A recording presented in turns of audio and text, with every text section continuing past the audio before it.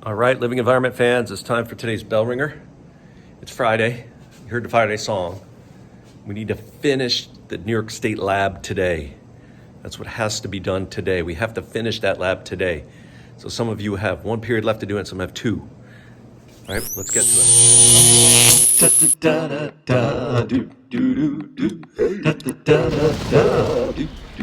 All right. Hey now. Mr. Kovacs class. It's Mr. Kovacs class. You might learn a ton. It's Mr. Kovacs class. It's interesting too. It's Mr. Kovacs class. And he's super cool. It's Mr. Kovacs class. In the lab, we've been comparing species X, Y, and Z. And we've been comparing them to a known species called Botana curus. By the way, Botana is the genus name, curus is species name. What's wrong with this? Correct. No, it's not that it was made in China. It's because they didn't use the lowercase. All right, so you're comparing leaves, stems, we have seeds. Then back here, we have the seeds, comparing the different seeds.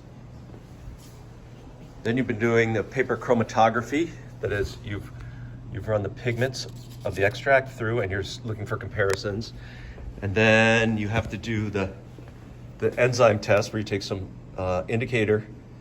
This is the enzyme indicator. You put it in the wells, right? And then you add each of the plant extracts to it, the known X, Y, Z. And then you have to do the simulated gel electrophoresis, which we've done before, right? You get 4 strips of DNA and you have to cut them out at certain places where restriction enzymes would adhere to them. Okay, and then there's about 1 billion questions you have to do. So that's where we're at right now, and that's what we're gonna do.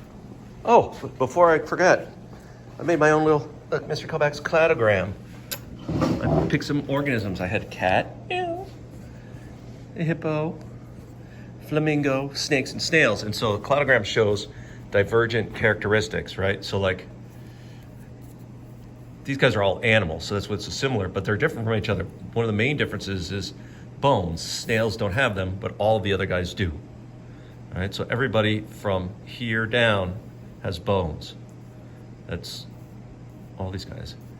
But then some of these animals are warm-blooded. Snakes are not. So everybody from here down is warm-blooded and bones.